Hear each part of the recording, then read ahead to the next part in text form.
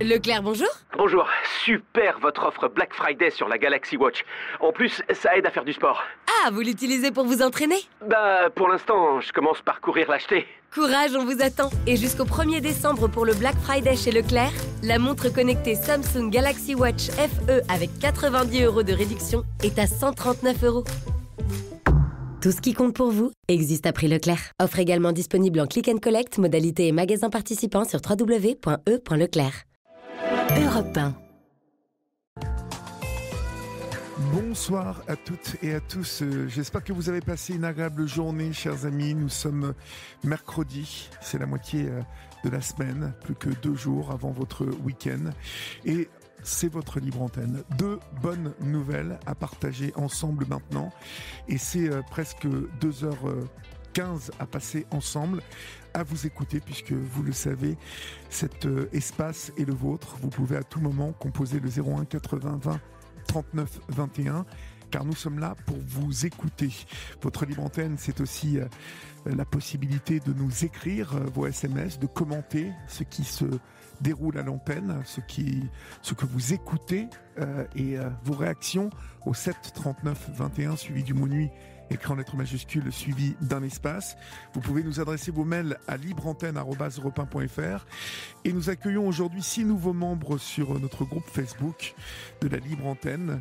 Nous sommes désormais 21 264 membres, et vous pouvez continuer de partager pour que cette communauté numérique de la Libre Antenne ne cesse de s'envoler.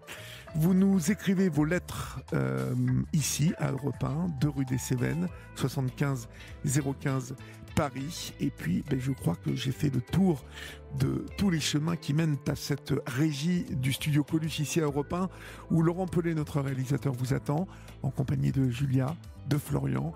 Ils sont là, fidèles au poste. Votre libre antenne du mercredi, c'est parti. La libre antenne, Olivier Delacroix est à votre écoute sur Europe 1. Le conseil Toltec du jour sur une idée de Florian Lanoir. Je sais que ce que j'imagine de la situation n'est pas forcément vrai. J'apprends à me questionner et à me dire peut-être qu'il a fait ceci pour une raison, mais peut-être qu'il a fait cela pour une autre raison qui, elle, m'échappe.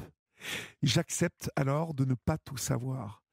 Je peux imaginer des raisons tout en sachant que ce n'est pas que mon imagination qui opère. Je peux imaginer des raisons tout en sachant que ce n'est pas que mon imagination qui opère. Je sais que ce que j'imagine de la situation n'est pas forcément vrai. C'était le conseil Toltec à méditer pour vous, chers amis, de ce mercredi. Il est 22h50 et nous accueillons maintenant Christelle sur l'antenne d'Europe 1. Bonsoir Christelle. Bonsoir. Bonsoir. D'où nous appelez-vous et quel âge avez-vous, Christelle ? J'ai 46 ans et je suis d'Évreux. Vous êtes d'Évreux, d'accord. Oui. Très bien. Donc, je connais Évreux. Nous sommes presque voisins, voisines. C'est ça. Christelle, on va parler... alors, on ne va pas cacher qu'on se connaît. Parce que, voilà, ça ne serait pas très honnête. Nous nous connaissons. Et voilà, on se connaît un peu. Mais pas non plus énormément, puisque en fait on se connaît depuis très peu. Excusez-moi, j'ai juste un problème. Hop, voilà.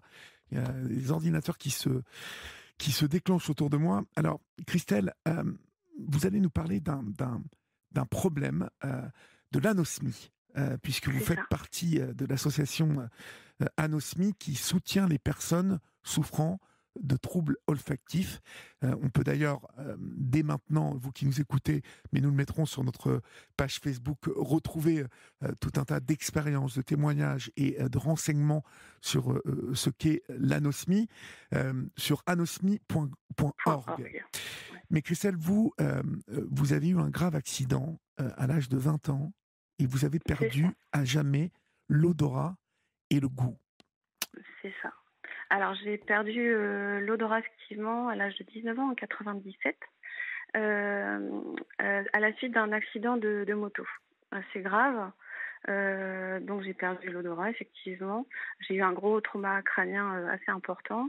J'ai eu plusieurs opérations et j'ai eu le nerf olfactif sectionné. Alors, le nerf ou les filaments, mais en tout cas, voilà, j'ai vraiment plus du tout d'odorat. Et je sais très bien que, voilà, en même temps, ça fait longtemps, donc oui, non, j'ai aucune sensation et il ne reviendra jamais. Il ne reviendra jamais. Ça, en Jamais. fait, lorsque ces filaments ou ce nerf est sectionné comme ça, est-ce que les médecins se rendent compte tout de suite? Parce que je suppose que c'est très fin, très petit.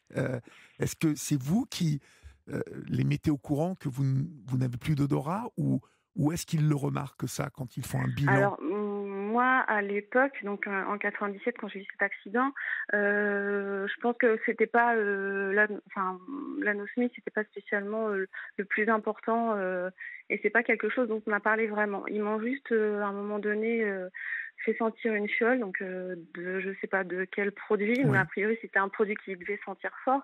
Et là, effectivement, je ne sentais rien du tout, j'avais aucune sensation. Donc on m'a parlé d'anosmie, vite fait, je vais dire, parce que voilà.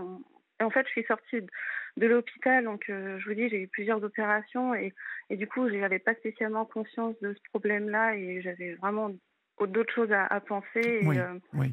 Et c'est vraiment au fil du temps, au fil des années. Je crois que, oui, vraiment, je n'ai pas l'impression, ou je ne me rappelle pas, j'avoue, je ne sais plus trop, si on m'a parlé d'anosmie et si on m'a dit que jamais je retrouverais l'odorat, je ne sais plus, je ne me rappelle plus. Et j'avoue, j'ai demandé mon dossier médical au CHU de Caen, donc, où j'ai été hospitalisée là cet été, je l'ai reçu. Et j'ai lu effectivement, j'ai lu le mot anosmie totale et j'ai compris effectivement. Là, je l'ai vu écrit, mais je crois que jusqu'à présent, je l'ai jamais vraiment lu. Oui. À l'époque, vous ne vous souvenez C'est pas jamais été clair. Non, non, complètement. D'accord.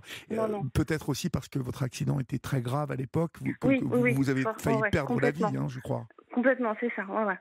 Ce qui m'a permis aussi, peut-être par rapport à d'autres anosmiques, de relativiser aussi par rapport à ma situation, puisque donc moi, étant donné que j'ai failli perdre la vie, me retrouver avec juste la perte de l'odorat, Mhm. bon, forcément, on se dit bon bah en fait c'est pas grand chose par rapport à ce que tu as eu et par rapport à d'autres anosmiques qui ont ce handicap suite à juste une chute Oui. ou une agression. Enfin là effectivement c'est quelque chose d'injuste pour eux et qui est, je pense, plus difficile à comprendre Peut-être à réaliser et à ou à réaliser. assimiler. Voilà, Peut-être que c'est ça. oui, bon, mais j'ai envie de vous dire une agression ou un accident de moto, c'est tout de même Oui, une oui, épreuve de oui, la vie. Et je pense, complètement. avant qu'on vous écoute un peu plus loin dans votre témoignage, je vais communiquer quelques infos. On appelle donc anosmie la perte de l'odorat. 5% de la population mondiale est anosmique. C'est ça. 9% des Français souffrent de troubles olfactifs. 20% des plus de 40 ans et 80% des plus de 80 ans. Alors, les troubles de l'odorat peuvent être innés ou acquis. Une personne souffrant d'anosmie peut aussi perdre le goût. C'est ce que l'on appelle l'agueusie. Mais l'anosmie ne provoque pas directement la perte de goût. L'anosmie signifie donc la perte totale de l'odorat qui peut être temporaire ou permanente. En cas de perte partielle de l'odorat, il s'agit de l'hyposmie. Enfin, l'anosmie peut être présente dès la naissance ou liée à un accident ou à une inflammation, par exemple une infection virale comme le rhume ou le Covid dernièrement. C'est ça. Voilà. Vous perdez l'odorat alors que vous avez 19 ans, C'est ça. mais vous avez perdu le goût en même temps. Alors, j'ai perdu. Alors, moi, c'est vrai qu'au début, c'est ce que je disais à tout le monde, j'ai perdu le goût aussi, effectivement. Et après, on m'a repris, on m'a dit non, Christelle, tu n'as pas perdu le goût, tu as toujours le goût. Tu arrives encore à détecter le sucré, le salé, l'acide amer, etc. D'accord. Donc, j'ai encore le goût, en fait. Ce que je n'ai plus, c'est les saveurs. Et voilà, les saveurs, ça, j'ai plus. Mais bon, il me reste quand même le principal, on va dire. Mais effectivement, j'ai aucun plaisir à manger et j'ai plus. Oui, vous n'avez plus le plaisir à manger. On va voir que l'anosmie représente vraiment un handicap qui peut impacter physiquement, mais surtout psychologiquement, hein, que c'est quelque chose de très compliqué à vivre et qu'il faut l'assimiler, l'apprivoiser comme vous avez pu le faire. D'ailleurs, lorsque nous en avons parlé la première fois, je trouvais que justement, c'est ce pourquoi je vous ai demandé de témoigner sur l'antenne d'Europe 1 ce soir, c'est que je trouve que vous mettez les bons mots dessus et vous le décrivez d'une manière très, très simple, très claire. Donc, vous ne perdez pas le goût, vous sentez le sucré, le salé. Voilà. Est-ce que le fait de manger est compliqué pour vous aujourd'hui? Non, je vais pas dire compliqué, parce que j'arrive, enfin, pas compliqué. Non, c'est pas compliqué, mais j'ai aucun plaisir. Je le fais ça parce que je mange parce qu'il faut manger, il faut se nourrir. J'ai besoin d'énergie, ça c'est évident, c'est vital. Mais je prends aucun plaisir à manger. Et quand je suis seule, je bâcle mes repas. J'ai une fille, donc il faut que je lui fasse à manger, essayer de lui faire plaisir du mieux que je peux. J'ai horreur de faire la cuisine, ça c'est c'est une évidence. Oui. Mais après, je souffre pas d'être parmi de partager un repas. J'en souffre pas. Je le vis plutôt bien. Est-ce que dans les débuts, vous ne vous êtes pas senti un peu à l'écart lorsque justement vous partagiez un repas avec des proches ou avec des copains? Est-ce que c'est un moment que vous avez dû réapprivoiser? Oui, quand même. Après, voilà, l'échange est toujours là et c'est le plus important, c'est l'échange avec les autres. Voilà, le repas, c'est ça Mhm, surtout. mhm. Mais le fait de manger, alors moi j'ai tendance à manger vite parce que vraiment ouais, il faut que ça aille vite en fait, parce que je vous dis, comme j'ai aucun plaisir, je mange très vite Vous mangez mais pour après, en fait l'énergie. pour me nourrir, voilà. Mais après, il y a beaucoup d'anosmiques qui ont vraiment un lien compliqué avec la nourriture. Parce que pour eux c'est vraiment une difficulté et ils ont beaucoup de mal à le vivre, à partager les repas et tout ça et soit il y en a qui se nourrissent plus beaucoup ou Et alors trop peut-être parce qu'on n'a pas pas bien. l'impression de satiété, pas Oui, bien parce oui, qu'on a tendance à rajouter du sel, du sucre, enfin oui, oui. voilà tout. Mhm, Moi j'ai tendance à rajouter plus du piment, de la moutarde, mhm. Oui, beaucoup pour trop ressentir un peu. j'imagine, pour ressentir quelque chose. Mhm. Mais ouais. On va continuer à vous écouter, Christelle. Vous allez nous parler de tout l'impact que cela a vu sur votre vie de femme, de maman. Et on va écouter encore votre témoignage juste après l'info qui arrive à grands pas. Vous restez avec moi, on se retrouve dans quelques Bien minutes, sûr. d'accord? À tout de suite. Oui. Il est 23h passé de 10 minutes. Vous êtes sur Europe 1. C'est la libre antenne d'Europe 1 et vous pouvez composer le 01 80 20 39 21. Je suis là pour vous écouter et vous le savez, vous pouvez aussi nous écrire au 7 39 21 suivi du mot nuit, écran lettre majuscule, suivi d'un espace, en n'oubliant pas de signer ce SMS ou mettre votre numéro de téléphone si vous voulez que nous vous rappelions. Nous sommes avec Christelle qui ce soir nous parle d'anosmie. L'anosmie, c'est donc la perte du goût et de l'odorat. En tout cas, des troubles olfactifs, c'est considéré comme un handicap. 5% de la population mondiale est anosmique et 9% des Français en souffrent d'eux-mêmes. Ces troubles de l'odorat peuvent être bien évidemment très handicapants et nous allons écouter Christelle. Si je vous parle de premier handicap, Christelle, vous me diriez que ça vous a handicapé les premières gênes que vous avez ressenties par rapport à cette perte de l'odorat, quelles étaient-ils?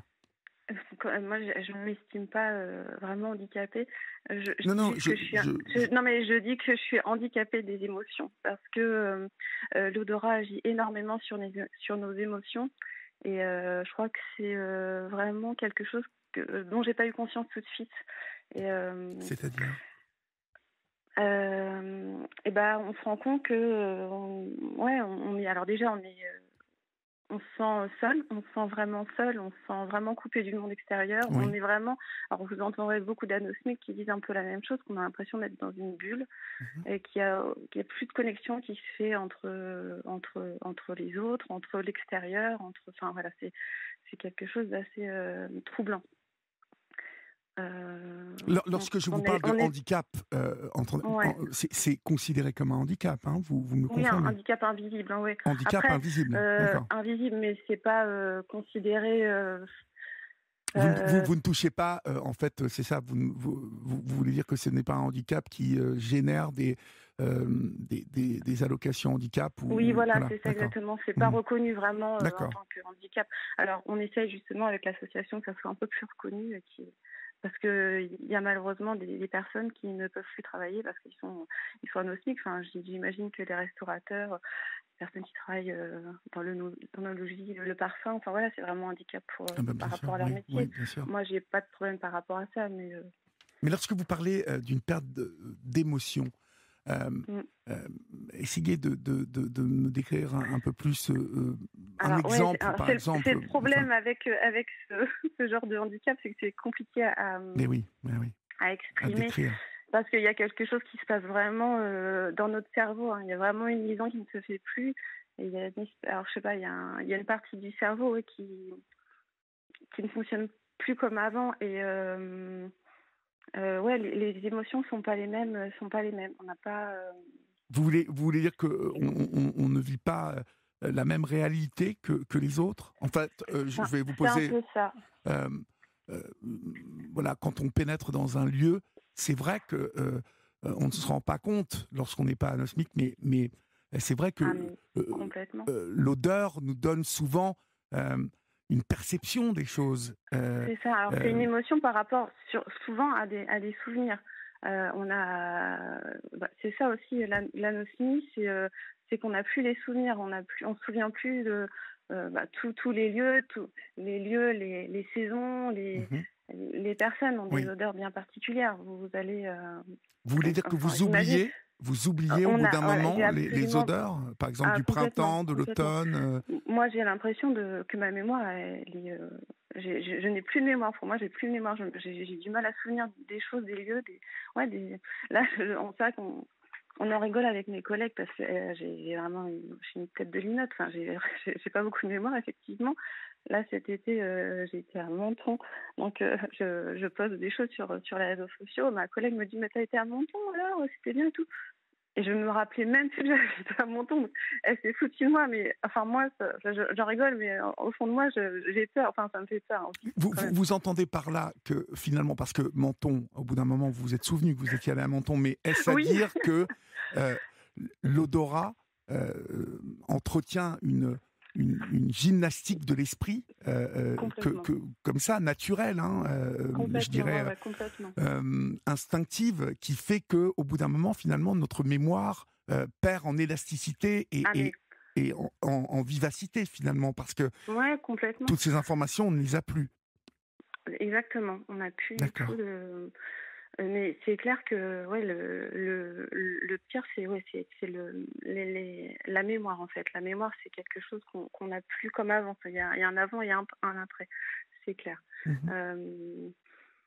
Ouais, j'imagine, vous faites des voyages, enfin, j'imagine que quand vous allez en Inde ou au Japon, vous avez des odeurs que vous pouvez retrouver et Complètement. que vous ressentez, vous retrouvez à cet endroit-là, à un moment bien précis. Complètement. Mhm. Enfin, voilà. Donc ça, moi, j'ai plus accès à ces souvenirs.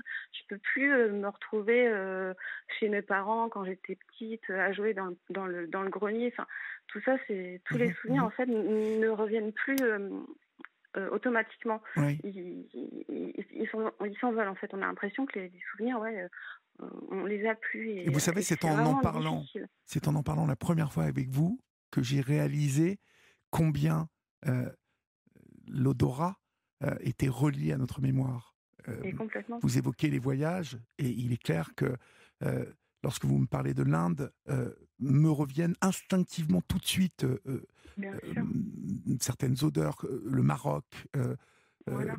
l'odeur du métro à Londres, et je vois combien cela peut impacter la mémoire et mettre à distance des choses et des autres, en fait. Et des autres aussi. Là, moi, j'ai la chance d'avoir mes parents encore, mais je me dis le jour où ils sont plus là, mais j'ai même plus, je ne me rappelle même plus de leur odeur et rien ne pourra me les faire revenir. comme l'odeur, comme Oui. leur odeur, en fait, c'est, voilà, Mhm, c'est mhm. ma fille, je connais pas son odeur, quoi, je sais pas, je sais pas, C'est quelque chose qui vous a manqué d'emblée instinctivement, ça, de ne pas bien sûr, connaître ouais. l'odeur de votre enfant, hein. C'est Et pour une ça, c'est maman. pareil, tous les anosmiques, toutes les mamans vous le diront, c'est quelque chose. Si jamais il y a une odeur qu'on voudrait avoir, Oui, bien sûr. et si on nous donnait la chance d'avoir une odeur, ça serait celle de nos enfants, bien sûr, de la traîner. C'est les proches, forcément, c'est quelque chose. Moi, j'ai eu l'impression, quand j'ai eu ma fille, quand je l'ai eu tout bébé dans mes bras, j'ai eu l'impression il y a quelque chose qui manquait. Moi, je m'attendais à avoir, je vous parle d'émotions, je m'attendais à avoir ouais, une explosion d'émotions, quoi. Et je l'ai eu dans mes bras, j'ai eu l'impression, j'ai eu comme un vide, en fait. J'ai eu l'impression qu'il y a un lien qui s'était pas fait, en fait, qu'il n'y avait pas eu de connexion. Et ça, c'est, mais ça, on peut pas le dire, on garde ça pour nous parce que personne ne peut le comprendre. Et enfin, à la limite, j'avais même honte de penser ça, de me dire, bah ouais, c'est ma fille, mais là, je ressens rien du tout, quoi. Mhm. En Et même ça, temps, c'est terrible. parallèlement à ça, est-ce que votre enfant a joué un rôle particulier dans ce handicap invisible et cet impact, hein, est-ce que euh, est-ce qu'elle a été un peu votre mémoire pour d'autres choses, votre fille? Alors, je vais pas dire mémoire, mais en fait, maintenant, c'est mon nez, hein. C'est, voilà, je vis avec ma fille. Oui. On est toutes les deux dans mon appartement, donc c'est toujours elle que je sollicite. Voilà, je lui demande enfin, s'il y a une odeur bizarre dans l'appartement, pour le choix des gels douche, enfin, des savons, etc. Oui. C'est même des parfums. Voilà, je la sollicite et à la limite, je vais pas dire que, oui, ça la responsabilise un petit peu. Peut-être ça lui donne une petite part d'importance par Oui. rapport à ça Mhm, et mhm, peut-être une responsabilité, quoi. mhm. C'est vraiment, Parce que je suppose qu'on ouais, peut c'est aussi important avoir pour peur elle, de je pense. l'accident, une fuite de gaz, Ouais, un complètement. plat qui Oui, brûle. il y a ça aussi, c'est qu'on a plus du coup, on a plus ce, cette alerte face aux dangers, ouais, domestiques. Donc moi, j'ai pas de gaz chez moi, tout est Mhm, électrique. mhm.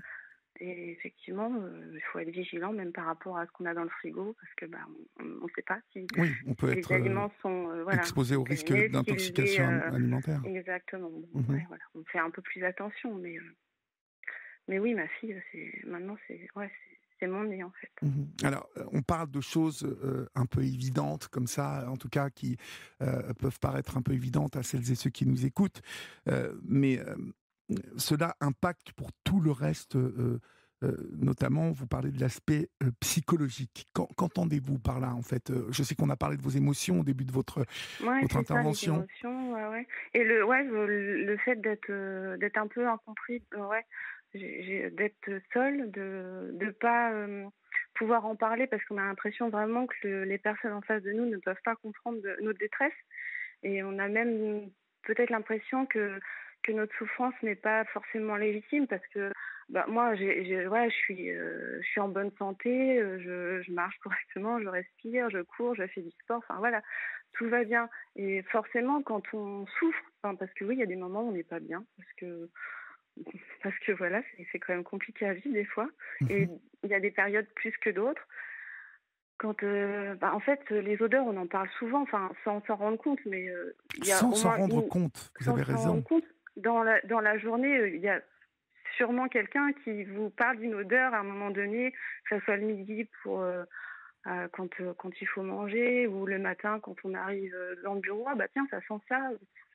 Ah, c'est quoi cette odeur? Donc tout de suite, bah, on regarde sous nos pieds si c'est pas nous des Bien fois. sûr, bien sûr. Ah ouais, c'est ça en plus, on a un problème, on a l'impression, ouais, on a des doutes par rapport à notre propre odeur qu'on ne connaît pas, Mhm. enfin qu'on ne Justement, connaît plus en tout cas. ça c'est aussi un problème de pouvoir fixer d'un seul coup sur sa propre odeur ou c'est quelque chose qu'il faut apprivoiser aussi.